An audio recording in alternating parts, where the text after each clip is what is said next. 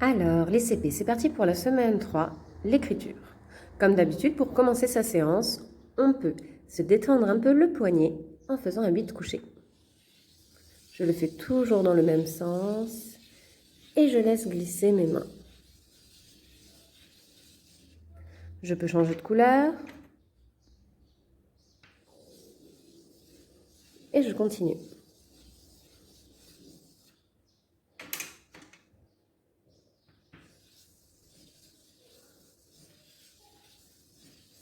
Une fois que j'ai terminé, que j'ai bien détendu mes mains, je commence le travail de la semaine. En premier lieu, cette semaine, nous allons nous entraîner à nous repérer sur les lignes. Alors, pour s'entraîner à se repérer, je vais colorier la première interligne, là où vont se loger toutes les petites lettres. Je la colorie en rouge. La ligne du dessus sera en verte. La deuxième ligne, donc, là où va s'arrêter le D ou le T. Et la troisième ligne, pour les lettres plus grandes, sera en bleu. Une fois que vous vous êtes entraîné dans votre ardoise,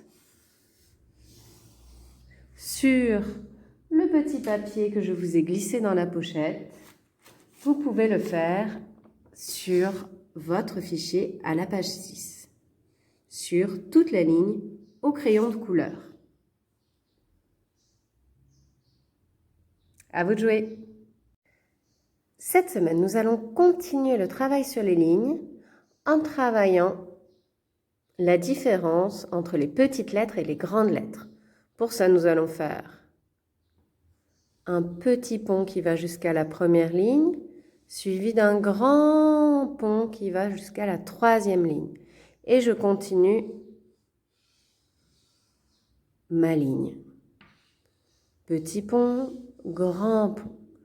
Je fais la même chose avec une petite étrécie, une moyenne étrécie et une grande étrécie. On retrouve les trois lignes qu'on disait tout à l'heure. En rouge pour les petites lettres, A, E, O. Je peux vous faire un exemple ici, A. En vert pour les lettres moyennes, le T par exemple.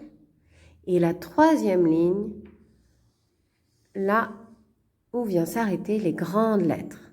On retrouve ces trois tailles dans nos étrécies.